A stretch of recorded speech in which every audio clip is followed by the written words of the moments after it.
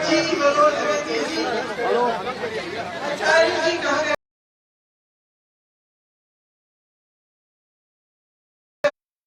ये आचार्य जी सर, आचार्य जी सबका बहुत बहुत स्वागत है सभा में। देखिए पीछे रात हो गई है, पीछे रहिए जो कर रहा है। मैं ये जरूर कहूंगी कि जो उत्तर प्रदेश की राजनीति आज आपके सामने है, इसे पहचानने की बहुत जरूरत है। आज जो नेता प्रचार करने आ रहे हैं, चाहे दिल्ली से आए, चाहे बाहर से आए, चाहे उत्तर प्रदेश के हों, चाहे भाजपा के हों, चाहे सपा के हों, चाहे बसपा के हों, वो आपकी जो आपकी विकास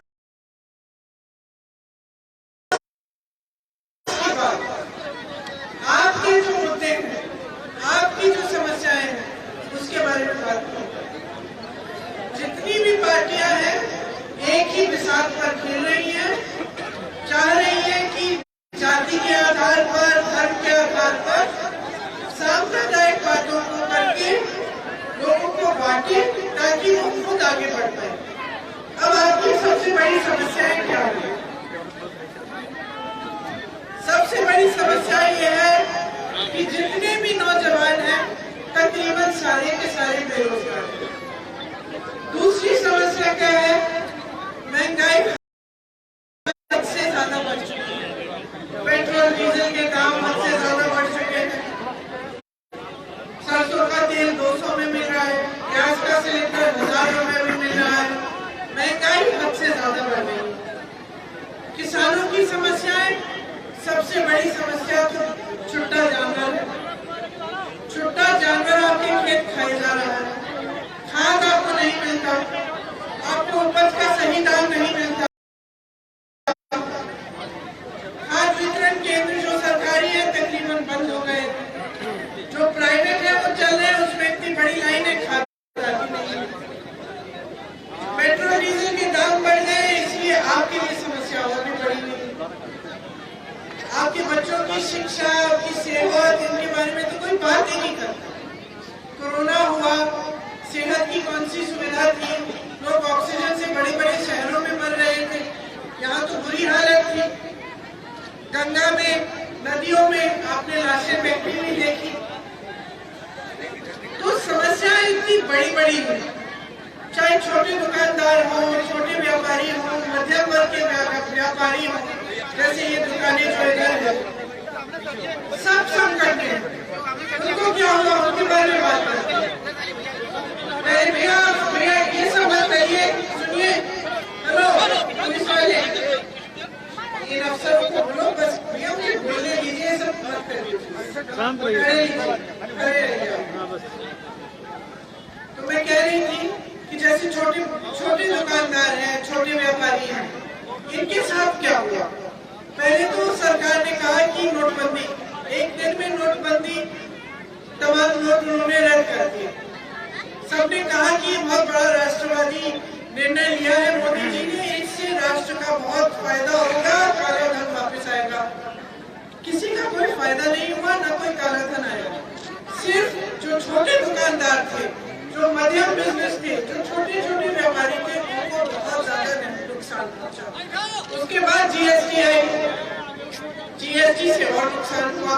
कोरोना आया, लॉकडाउन कर दिया अचानक, किसी को कुछ नहीं कहा, एक से दूसरे दिन में सब बंद। तो जो छोटा व्यापारी है, छोटा दुकानदार है, उसको कमाने में बड़ी मुश्किल आ गई। अच्छा, दूसरे देशों में क्या हुआ? जब कोरोना आया तो ऐसे जो छोटे व्यापारी थे, मध्यम वर्ग के व्यापारी थे, जो ये छोटे बिजनेस थे, उनकी सहायता की गई कि ठीक है, सब कुछ बंद है, आप कमा नहीं रहे हैं, बिजली की बिल हम थोड़ी कम कर देते हैं, आपको थोड़ी सी हम राहत दे देते हैं ताकि आप आगे बढ़ पाओ, आप फिर भी खड़े रहो। ये सब नहीं हुआ। क्या हुआ कि तकरीबन जितने भी बिजनेस थे वो बंद करने के कगार पे आ गए। इस सरकार ने जो बड़े बड़े PSU थे, जैसे BHEL, रेलवे, जिससे रोजगार बनते हैं, इनको भी बंद करने का काम, बेचने का काम करना शुरू किया। तकरीबन सारे के सारे जो बड़ी संस्था थे जिससे रोजगार बनते हैं, उनको बंद कर का काम और उनको बेचने का काम शुरू किया। तो बचा क्या है? देश की सारी संपत्ति बड़े बड़े उद्योगपतियों को बेच डाली। देश के बंदरगाह, देश के हवाई अड्डे, बड़ी बड़ी संस्था सब बेचने का काम। जो किसान कानून लाए वो भी ऐसे कानून थे कि किसान मेहनत करेगा, किसान का खून पसीना लगेगा उस मेहनत में और कमाएगा बड़ा बड़ा उद्योगपति। किसान कर्ज में डूब रहा है, बड़े उद्योगपति के कर्ज माफ कर दिए, किसानों के कोई कर्ज माफ नहीं कर रहा। तो गरीब का, मिडिल क्लास का जो आम आदमी है उसका क्या होगा? ये सवाल पूछिए। अब ये सवाल पूछिए कि जिस सरकार में 5 साल की सरकार के पास 5 सालों में उन्होंने कोई उद्घाटन तो नहीं किया, कोई हवाई अड्डा नहीं बना, कोई नया अस्पताल नहीं बना, कोई शिक्षा की संस्था नहीं बनी।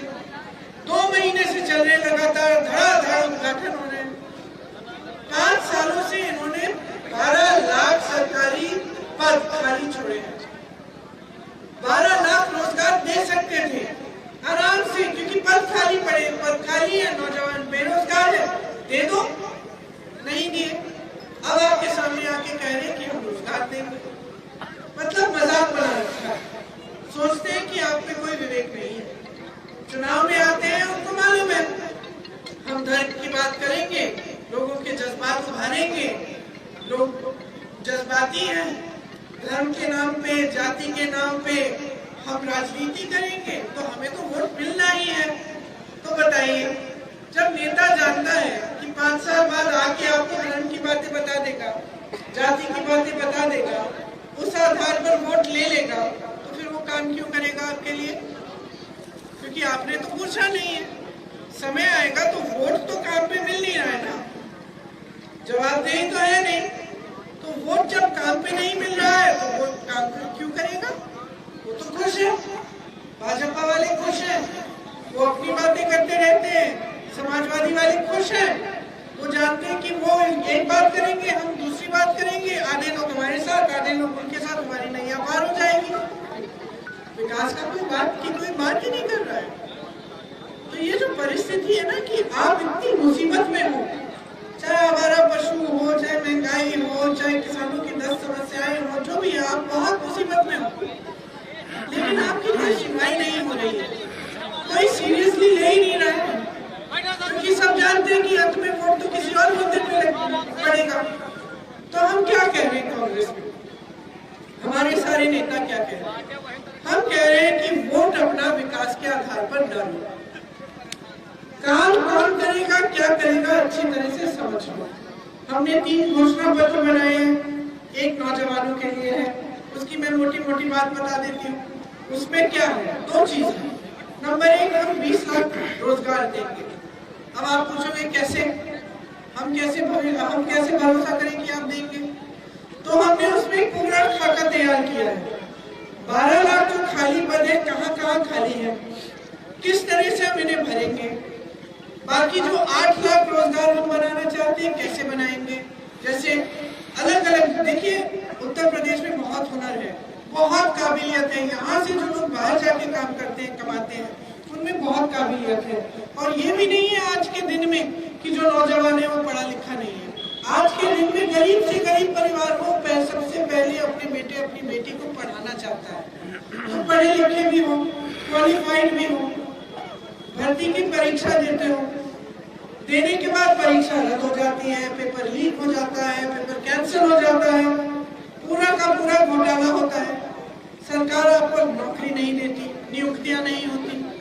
तो एक तरफ जो भर्ती की प्रक्रिया है उसमें घोटाले हैं, उसमें पूरी माफिया घुसी हुई है। दूसरी तरफ सरकारी पद जो खाली है वो भरे नहीं जा रहे हैं। तीसरी तरफ इस देश की सबसे ज्यादा नौजवान उत्तर प्रदेश में, सबसे काबिल, पढ़े लिखे भी हैं, रोजगार नहीं मिल रहे हैं। अगर वो अपना बिजनेस शुरू करना चाहे, अब कल आप खड़े हो, कल को आप कहें कि मैं अपना छोटा कारोबार शुरू करना चाहता हूँ, पैसे कहाँ से आएंगे? किसी ने कहा है, कोई सरकार, कोई राजनीतिक दल ये कह रहा है कि भाई अब तुम नौजवान हो, तुम बिजनेस शुरू करना चाहते हो, लो हम देंगे तुमको पैसे, तुम्हें कम ब्याज में हमें लौटा देना जब बिजनेस चलेगा। कोई नहीं कह रहा है। हम कह रहे हैं 3 चीजें। सबसे पहले रोजगार कैसे बनेंगे, पूरा खाका तैयार है। दूसरा, जो 8 लाख रोजगार हम नए बनाना चाहते हैं, कहाँ से आएंगे? हम कह रहे हैं कि उत्तर प्रदेश में इतना हुनर है, मुरादाबाद में पीतल बनता है, कहीं और लेदर का काम होता है, कहीं और कुछ और काम होता है। उस हुनर को उसी जगह हम उस हुनर के लिए पूरी सुविधा दे देंगे, पूरे साधन संसाधन। तो मान लो अगर यहाँ पे आप पीतल का काम करते हैं तो हम पूरे साधन संसाधन यहाँ देंगे, सड़क भी अच्छी होगी कि कहीं जाके अगर आपको बेचना हो या यहाँ पे बेचने का जो केंद्र हो वो यही बनेगा।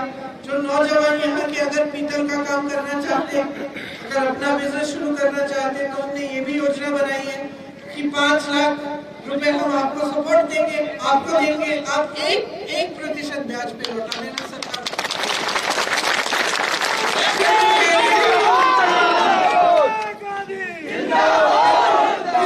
तो 3 चीज हो गई, एक सरकारी जो पद खाली है उनको भरेंगे, दूसरा आप में हुनर है, जहाँ भी हुनर है वहाँ पे सुविधा साधन देंगे, और आपको अगर अपने कारोबार शुरू करने होंगे तो हम आपको समर्थन देंगे, मदद करेंगे साधन प्रदान।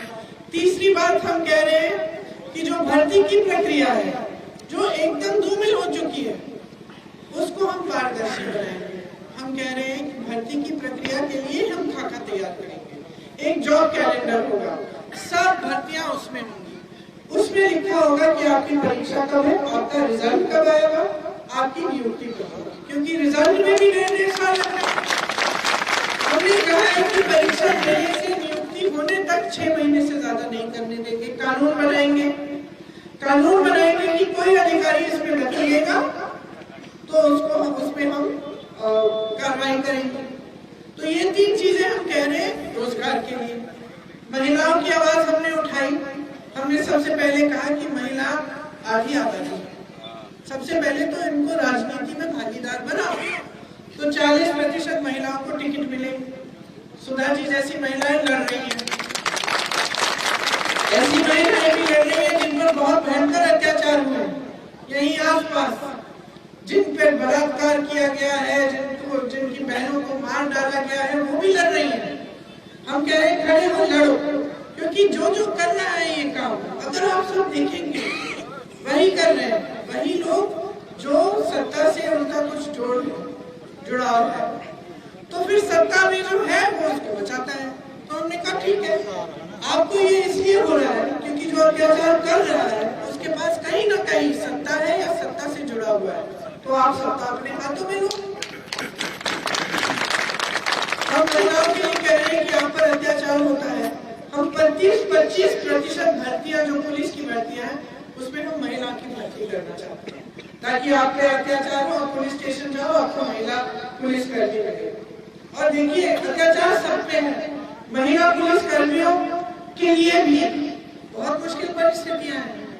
मुझे 4 बजे सुबह जब हिरासत में लिया तो 2 महिलाओं ने लिया, मैंने कहा कि 4 बजे यहाँ इतनी देर में ड्यूटी कर रहे हैं, कितनी दूर पता नहीं कहीं जंगलों के पास, फिर पता चला कि उनकी भी पोस्टिंग अपने जिले में नहीं होती, तो घर कहीं पे है, पोस्टिंग कहीं और है, घर आजमगढ़ में है, पोस्टिंग नोएडा में है, तो उनके लिए भी बहुत मुश्किल है। तो महिला जहाँ भी है उसके साथ कहीं ना कहीं अन्याय हो रहा है। तो हम चाहते हैं कि चाहे पुलिस कर्मियों के लिए जानते हुए हमने घोषणा उनके लिए भी की कि आपकी पोस्टिंग आपकी जिले में ही होगी। हम महिला की शिक्षा के लिए चाहते हैं कि हर जिले में केंद्रीय विद्यालय जैसे पाठशाला, महिलाओं को सिर्फ शिक्षा नहीं लेकिन हुनर भी, अपनी सुरक्षा के लिए भी शिक्षा दी जाए। फिर हम चाहते हैं कि जितने भी सरकारी रोजगार है उसमें से 40% महिलाओं को जाए, आरक्षण के पहले जो आरक्षण है उन्हीं के तहत। तो हम क्या कह रहे हैं, अच्छा उसके अलावा वो एक गैस सिलेंडर देते हैं, वो सोचते हैं जिम्मेदारी खत्म। हम कह रहे हैं 3 गैस सिलेंडर ले लो मुफ्त। हम कह रहे हैं जो महिलाएं, जो लड़कियां स्कूल में पढ़ती हैं उनके लिए हम मुफ्त मोबाइल फोन देंगे ताकि उनकी सुविधा, सुरक्षा और पढ़ाई की सुविधा हो।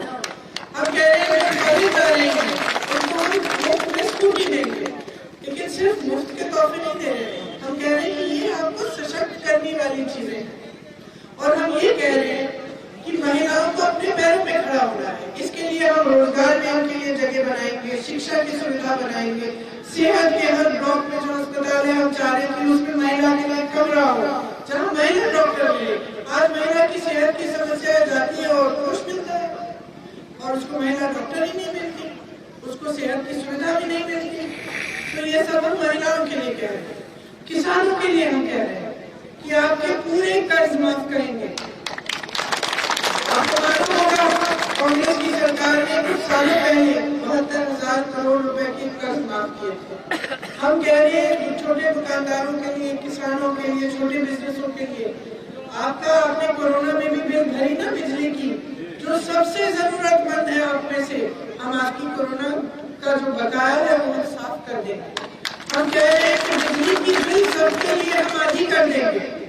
क्योंकि हम समझ रहे हैं कि आपने कितने संघर्ष किए हैं पिछले 5-10 सालों में। हम समझ रहे हैं कि सारा बोझ आप पर पड़ रहा है। उद्योगपति बड़े बड़े फूल रहे फल रहे हैं, 1,000 करोड़ रुपए एक दिन में कमाते हैं और किसान 27 रुपए। ये हालत कर दी है, ये हालत कर दी है इन लोगों ने इस देश की कि गांव गांव में जाओ तो जो बोरा राशन का मिलता है उस पर आपको निर्भर कर दिया है और उसकी महंगाई हो रही है कि देखो राशन पहुंचा दिया है। मुझसे एक नौजवान मिला, भर्ती की प्रक्रिया में वो एकदम पूरा उलझा हुआ था। उसने 5-6 इम्तिहान दिए थे, पास हो गया था, नियुक्ति नहीं हुई, कोई इम्तिहान रद्द हो गया, कोई कहीं और कचहरी चले गया, कुछ हो गया उसके साथ। उसने मुझे कहा कि दीदी क्या इस बोरे राशन से मैं अपना भविष्य बना सकता हूँ? मेरा पेट भर जाएगा कुछ दिनों के लिए, लेकिन क्या मैं अपने माँ बाप की देखभाल इस बोरे राशन से कर सकता हूँ? तो ये सरकार क्यों ऐसा कर रही है? क्यों हमें निर्भर कर रही है इस बोरे राशन? इसी तरह से एक बोरा राशन और आपको बोल दिया कि आप खाता खोलो, थोड़े से पैसे हम भेजते रहेंगे, थोड़े से पैसे भेज देते 4-5 महीनों में, चुनाव आता है तो थोड़ा बढ़ा भी देते हैं ताकि आपको लगे कि हाँ देखिए मोदी जी, योगी जी हमारे बारे में सोच रहे हैं, हमें पैसा भी मिल रहा है, राशन भी मिल रहा है। लेकिन आप अपने पैरों पे खड़े करने की बात कौन कर रहा है? तो वो खुश है कि हमारा तो बस इतनी हमारी जिम्मेदारी है, मुफ्त गैस सिलेंडर, एक मुफ्त राशन का बोरा, थोड़ा सा पैसा। छोड़ो इन लोगों को भगवान भरोसे, ये जो करे हमारे जो उद्योगपति मित्र हैं उनको सारी देश की संपत्ति हम दे देते हैं, वो कमाए हजारों करोड़ और ये लोग तो वैसे भी खुश रह जाएंगे कि एक बोरा मिल गया उनको राशन, थोड़ा सा पैसा मिल गया, हमें वो मिल जाएगा। असलियत ये है, विज्ञापन, मीडिया सब में आपको बताया जा रहा है कि कितना काम हो रहा है। मोदी जी ने अपने भाषण में बोला कि उत्तर प्रदेश में हजारों लखपति बन गए। मैं तो पूरा उत्तर प्रदेश घुमा हूँ जी 3 सालों में और लखपति ढूंढते ढूंढते मैं थक गई। मोदी जी के साथ खड़े हुए मैं बहुत लखपतियों को देखती हूँ, करोड़पतियों को देखती हूँ, लेकिन यूपी के गांव में मुझे कोई लखपति नहीं दिख रहा है। मुझे बीमारी दिख रही है, मुझे ये दिख रहा है कि लोग परेशान हैं, त्रस्त हैं, टेंशन ही है, सबके दिमाग में टेंशन है कि अब अगली रोजी रोटी कैसे कमाऊंगा, कल क्या होगा मुझे। मैं ऐसी महिलाओं से मिली हूँ, खेतों में काम कर रही, कह रही दीदी अगर हम एक दिन काम नहीं करेंगे तो एक सदस्य हमारे परिवार में भूखा जाएगा और ज्यादातर वो महिला होगी। तो इस तरह की राजनीति जो है ना वो आपको मार रही है। इस तरह की राजनीति कभी आपका विकास नहीं कर सकती। विकास की राजनीति होती है जो नेताओं के दिल में आप हैं, आपका हित है, जो आपके लिए काम करना चाहते हैं, काम करके दिखाया है पहले, तो आप ना गुमराह मत हो। बस इतना कहने के लिए मैं आई हूँ, समझदारी से अपना वोट दो। हम आपको बता रहे हैं हम क्या करना चाहते हैं, बाकी पार्टियां भी बताए, वो भी बताए कि नौजवानों के लिए क्या योजना है, महिलाओं के लिए क्या है, और ये मुफ्त की बात ना करें, ये बात करें कि किस तरह से आपको मजबूत बनाएंगे। आपने अपने भविष्य में बच्चों को पाला किस लिए, पढ़ाया किस लिए, ताकि एक बड़े राशन के लिए इंतजार करें। आपने पाला पोसा इसलिए ताकि बड़े होकर अपना भविष्य बनाए, बड़े होकर रोजगार करें, आपको देखभाल करें, घर आए कमाई लाए, तभी तो उनमें भी गर्व होगा? तो हर नेता से पूछो और ये अपनी जो मानसिकता है ना, ये बदलो। ये मत सोचो कि आप ये कुछ करके कोई नेता एहसान कर रहा है। ये देश आपका है, इस देश की रीढ़ की हड्डी किसान है, इस देश का नौजवान है, इस देश की महिला है और इसके देश के छोटे दुकानदार, छोटे व्यापारी हैं। रोजगार बनाने वाले यही लोग हैं। इस देश की आजादी भी किसानों ने करवाई। इस देश की आजादी के लिए भी किसान, गरीब ने काम किया। तो ये कभी मत भूलो कि ये देश आपका है, किसी नेता का नहीं है। ये देश सिर्फ अमीरों के लिए नहीं है। और कोई नेता ही कहे कि आपने बड़ा एहसान कर दिया, कि आपको एक रोजगार दे दिया या आपको एक बुरा राशन दे दिया, ये गलत है। ये आपका हक है, आपका हक है, ये आपका सारे नेता खड़े आपने किए, मत भूलो। ये आपके पास आए कुछ जवाब दे बनाओ। कल तो मैं ये सब कह रही हूँ, आपने मुझे बना दिया कुछ, मेरी सरकार आ गई और मैंने कुछ नहीं किया, मुझे जवाब दे बनाओ कि प्रियंका तुम आई थी, तुमने कहा था कि तुम रोजगार दोगी, तुमने कहा था महिलाओं के लिए, क्यों नहीं किया? इस बार वोट नहीं मिलेगा तुम्हें। सिखाओ ना, सिखाओगे नहीं तो सीखेगा कौन? ये बहुत आसान हो गया है। धर्म का इस्तेमाल कर लिया, जज्बात का इस्तेमाल कर लिया, जाति पे बात कर ली, वोट मिल गया, चुनाव के बाद बात खत्म। तो ये सब बदलो। ये कहने आई है, जब आप वोट देते ना, सबसे कीमती चीज है। अभी कल दूसरे कहीं और से आया, पिछली मीटिंग से आए, कोई बता रहा था सरेनी में थे, सरेनी में थे, बताया गया कि वहाँ के जो भाजपा प्रत्याशी है वो पायल दे रहे हैं, महिलाओं के घर जाके पायल दे रहे कि पायल दे क्या होती। सही बात। लेकिन आप बताइए कि ये स्थिति हो गई है। अब थोड़े से पैसे दे दो, वोट ले लो, पायल दे दो, वोट ले लो। क्या इसलिए खड़ा किया आपने नेताओं को कि काम कुछ न करें, घर पे बैठे आराम करें, आपकी समस्याओं में घर से ना निकले। अरे अखिलेश यादव जी कब निकले घर से पिछले 3 सालों में? मायावती जी कहाँ निकली? आगरा में जब दलितों पर अत्याचार हुआ, पूरे परिवार के 18 लोगों को लेकर हिरासत में ऐसे पीटा कि मर गया एक आदमी, मायावती जी निकली। जब तमाम आंदोलन हुए, सीएए, एनआरसी, ये सब, अखिलेश जी निकले। किसानों को भाजपा के मंत्री के बेटे ने कुचल दिया जीप के नीचे, 6 किसानों को कुचल डाला। भाजपा वाले तो बड़े मियां, वो तो है ही है, वो तो मंत्री के साथ मंच में भी खड़े हो जाते हैं। उस लड़के को अभी रिहा भी करवा दिया है, उसकी जमानत भी करवा दी, ठीक है, लेकिन छोटे मियां सुभान अल्लाह, वो तो निकले ही नहीं, वो तो निकले ही नहीं, वो तो गए ही नहीं।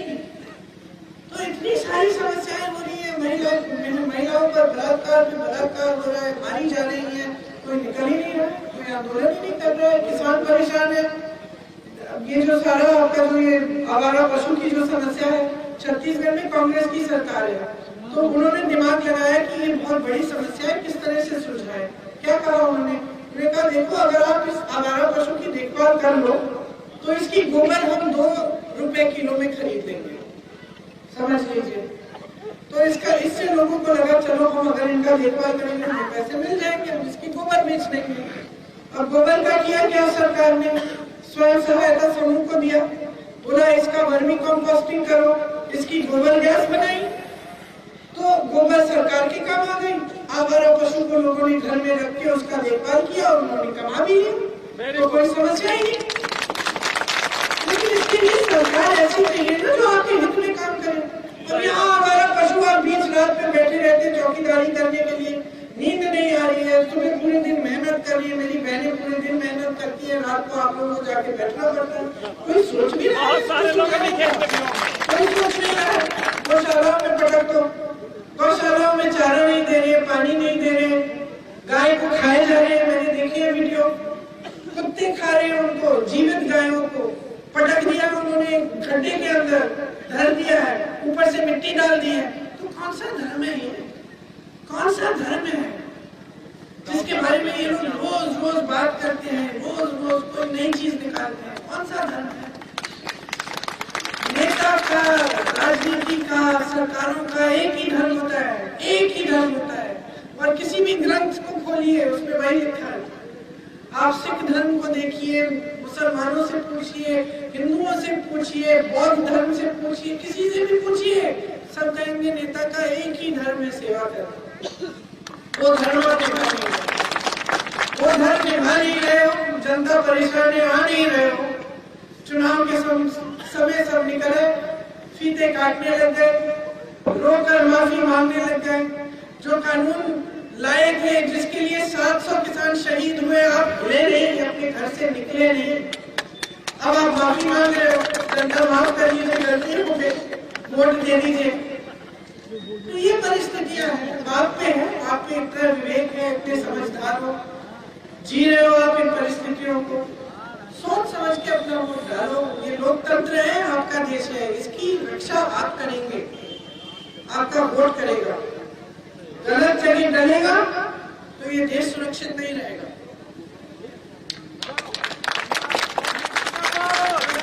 देश को सुरक्षित करने के लिए आपको सुरक्षित होना पड़ेगा।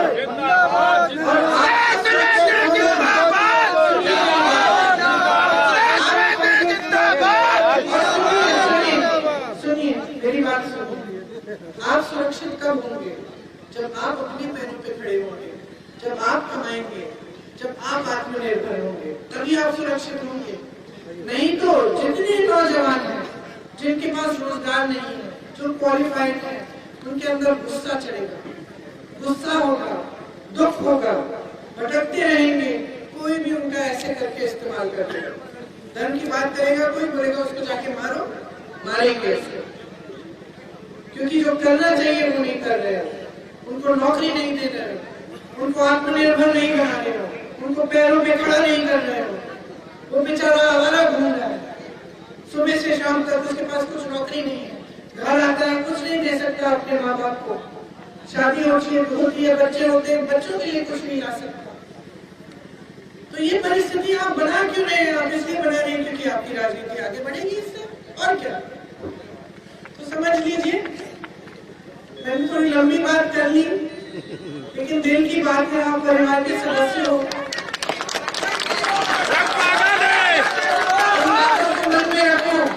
इन बातों को मन में रखो, और जब वोट डालने का समय आएगा तो सोच लो, हमारी बातें ना पसंद आए तो ठीक है, लेकिन जिसके लिए वोट दे रहे हो उससे सही सवाल पूछ के वोट दो, और एकदम पूरी जिम्मेदारी से। ये आपके देश के प्रति आपकी जिम्मेदारी है, आपकी भविष्य के प्रति जिम्मेदारी है, आने वाली पीढ़ी के प्रति जिम्मेदारी है। इसको पूरी तरह से निभाओ, सोच समझ के निभाओ। मुझे पूरा भरोसा है कि सही निर्णय लोगे।